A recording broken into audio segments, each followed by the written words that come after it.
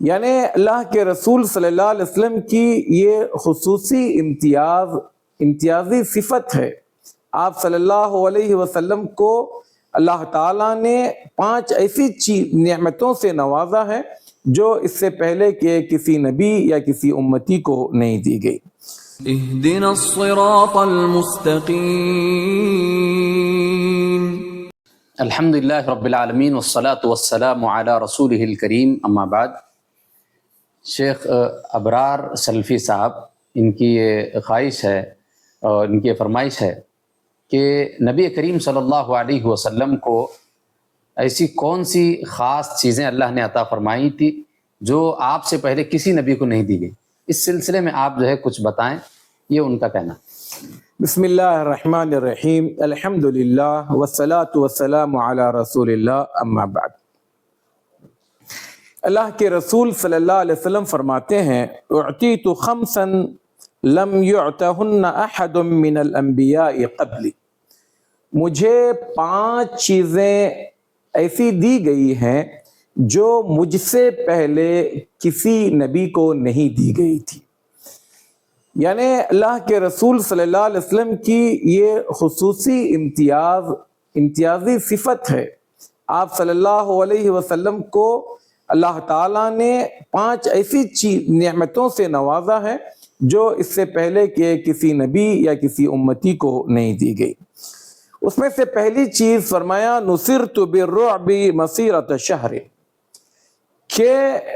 میرے اندر ایک رعب رکھا گیا ہے، یعنی اللہ کے رسول صلی اللہ علیہ وسلم کے نام کا ایک رعب۔ اگر آپ مدینے میں ہیں اور دشمن 1 مہینے کی مسافت پر ہے، یعنی اگر ہم مان لیں کہ مکہ سے بندہ کوئی 1 مہینے کی مسافت طے کرے تو فلسطین کا راستہ ہے، مکہ سے فلسطین جانے کے لیے 1 مہینہ لگتا ہے، تو آپ صلی اللہ علیہ وسلم کا رعب دشمن پر اتنا ہوتا تھا کہ 1 مہینے کی مسافت پر بھی اگر وہ کھڑا ہو اور اس کو پتا چلے کہ محمد صلی اللہ علیہ وسلم میرے پاس آ رہے ہیں یا مجھ پر حملہ کرنے کے لیے یا ہمارے پاس جنگ کرنے کے لیے آ رہے ہیں، تو دشمن کے حوصلے پست ہو جاتے تھے، اوسان خطا ہو جاتے تھے۔ اتنا بڑا رعب اللہ کے رسول صلی اللہ علیہ وسلم کی شخصیت میں رکھا گیا۔ اور دوسری چیز فرمایا، وَجُعِلَتْ لِيَ الْأَرْضُ مَسْجِدًا وَطَهُورًا، زمین، پوری زمین، دنیا بھر کی زمین کو میرے لیے 2 چیزوں کے لیے پاک رکھا گیا۔ ایک تو وہ اگر پانی نہ ملے تو اس مٹی سے تیمم کیا جا سکتا ہے۔ تیمم کے حوالے سے ہمارا ایک ویڈیو پہلے بن چکا ہے، اس کا طریقہ وغیرہ ہم نے تفصیل سے بتا چکا ہے۔ یعنی بندہ اگر نماز کا وقت ہو جائے تو اس کے پاس کوئی عذر نہیں ہے کہ میرے پاس مسجد نہیں ملی، گھر نہیں ملا یا کوئی ڈھنگ کی جگہ نہیں، پوری زمین پر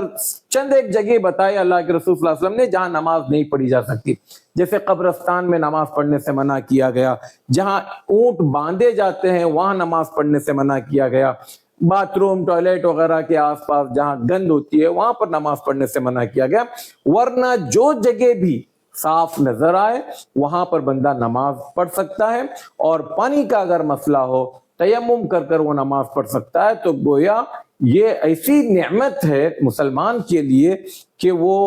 دنیا کے جس حصے میں، جس خطے میں بھی رہے گا اس کی نماز نہیں چھوٹ سکتی۔ اور تیسری چیز فرمایا، وَأَيُّمَا رَجُلٍ مِّنْ أُمَّتِي أَدْرَكَتْهُ الصَّلَاةُ فَلْيُصَلِّ، یہ اسی کا حصہ ہے، یعنی میری امت کا جو آدمی جہاں کہیں اس کو نماز کا وقت ملے تو وہ نماز پڑھ لے۔ اور اس کے بعد فرمایا، وَأُحِلَّتْ لِيَ الْغَنَائِمُ،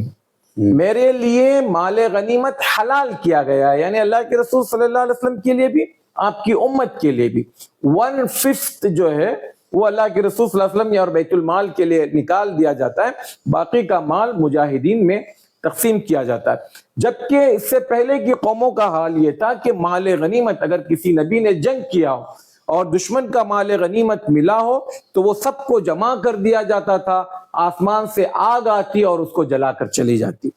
تو لیکن امت مسلمہ کی یہ بڑی خوبی ہے کہ اللہ تعالیٰ نے غنیمت کے مال کو حلال قرار دیا، اور اسی غنیمت کے مال سے صحابہ بڑے بڑے دولت مند بنے، بڑی ان کے گھروں میں اللہ تعالیٰ نے ان غنیمت کے مال سے جو ہے خوشحالی لے آئی، تو یہ حلال کی گئی۔ وَكَانَ النَّبِيُّ صلی اللہ علیہ وسلم يُبْعَثُ إِلَىٰ قَوْمِهِ خَاصَّةً وَبُعِثْتُ إِلَى النَّاسِ كَافَّةً۔ اس سے پہلے کے جتنے بھی انبیاء تھے وہ سب کے سب کسی قوم کے لیے بھیجے جاتے تھے یا ایک وقت کے لیے بھیجے جاتے تھے، اور کوئی بھی نبی جو ہے پورے انسانیت کے لیے نہیں آیا اور نہ ہی ہمیشہ ہمیشہ کے لیے آیا۔ لیکن اللہ کے رسول صلی اللہ علیہ وسلم کی یہ خوبی ہے، یہ کمال ہے، یہ اللہ تعالیٰ نے آپ صلی اللہ علیہ وسلم کو وصف دیا کہ اللہ کے رسول صلی اللہ علیہ وسلم قیامت تک کے آنے والی تمام اقوام، تمام قوموں کے آپ نبی ہیں، نہ صرف یہ کہ انسانوں کے بلکہ جنات کے بھی آپ نبی ہیں، اور پھر قیامت تک کے لیے ہے، اب آپ کے بعد کوئی نبی نہیں آنے والا۔ پانچویں اور آخری چیز ہے وہ اعطیت الشفاعہ، اور مجھے شفاعت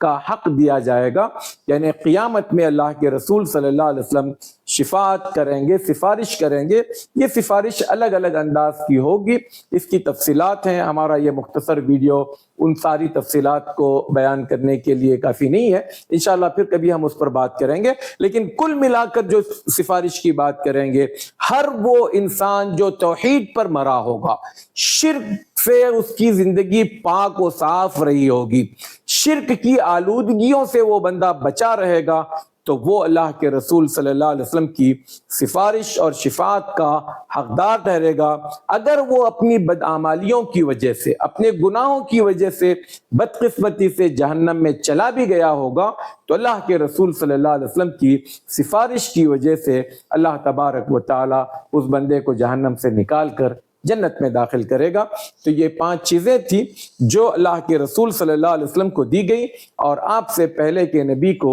یہ تمام خوبیاں یا یہ تمام اوصاف جو ہے نہیں دی گئی تھی۔ جزاکم اللہ خیر، بارک اللہ فیکم، السلام علیکم ورحمۃ اللہ وبرکاتہ۔ کہ صراط مستقیم کا جو چینل ہے ماشاءاللہ معتبر ہے، میں نے بھی اس کی کئی کلپ سنی، بہت دلائل دیتے ہیں، بہت تفصیل کے ساتھ مسئلے کی وضاحت کرتے ہیں، اس لیے مجھے یہ چینل پسند آیا۔ میں آپ سے بھی ریکمینڈ کروں گا، سفارش کروں گا کہ آپ بھی اس چینل سے فائدہ اٹھائیے۔ اللہ تعالیٰ آپ کو جزائے خیر دے۔